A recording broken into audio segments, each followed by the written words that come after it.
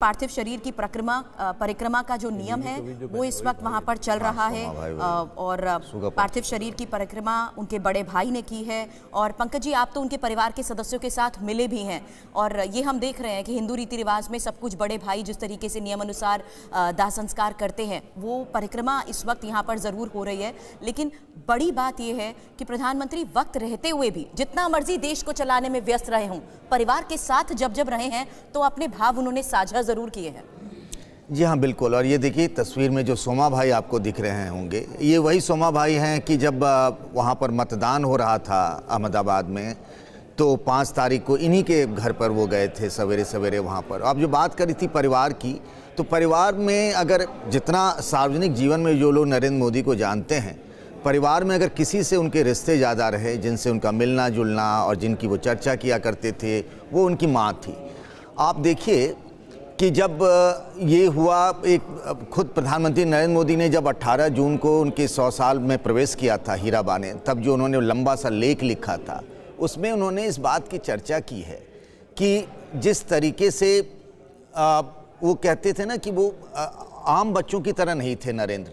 तो जैसे वो ठंडे मौसम में भी वो कपड़े नहीं पहनते थे, कभी वो कहते थे कि मैं सिर्फ दूध ही पीऊँगा, 6 महीने दूध पे ही रहते थे।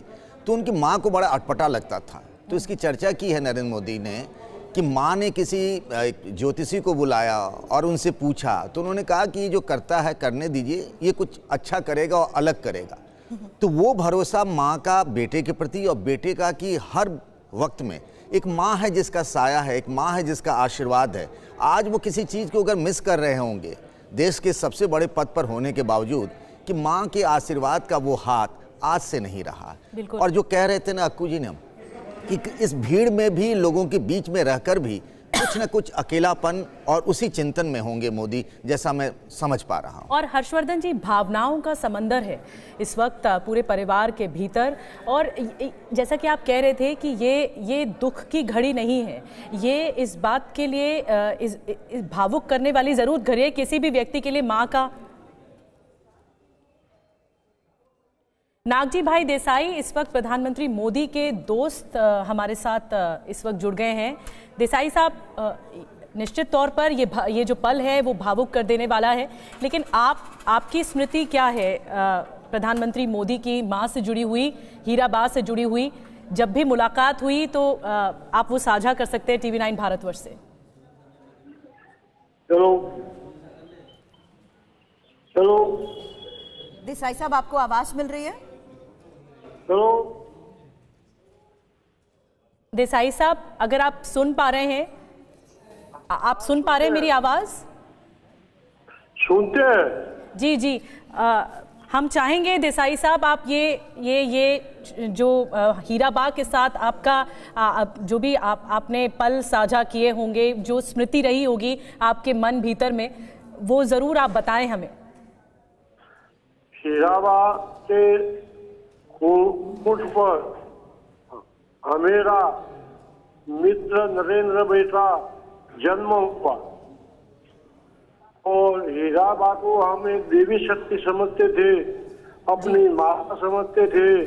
वो गरीब जीवन जी के पिता ने संतानों का भरण पोषण किया था और इसका सरल सभा के लिए हम हीराबा के यहाँ जाते थे, हीराबा की बातें सुनते थे जी। और हीराबा को हम लाख कोटि संतान के रहते हैं। इसके कुटुंब को जो आघात हुआ वो आघात तो सहन करने के लिए परम कृपालु परमात्मा उसको शक्ति दे।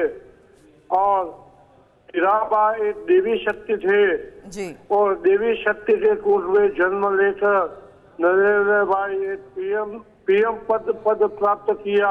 वही सब हीराबा के आभारी है। हीराबा एक व्यक्तित्व बहुत सरल स्वभाव के थे और स्वच्छता के आग्रही थे।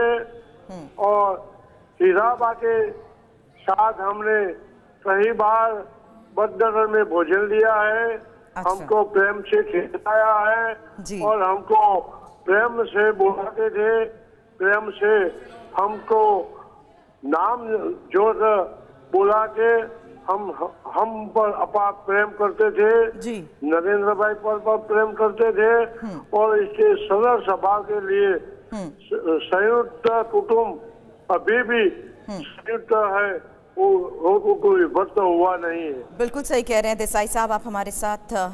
हमने आपके जरिए जाना कि कैसे क्यों उन्हें देवी शक्ति समझते थे लोग और कर्मजीवी तो कहते ही थे।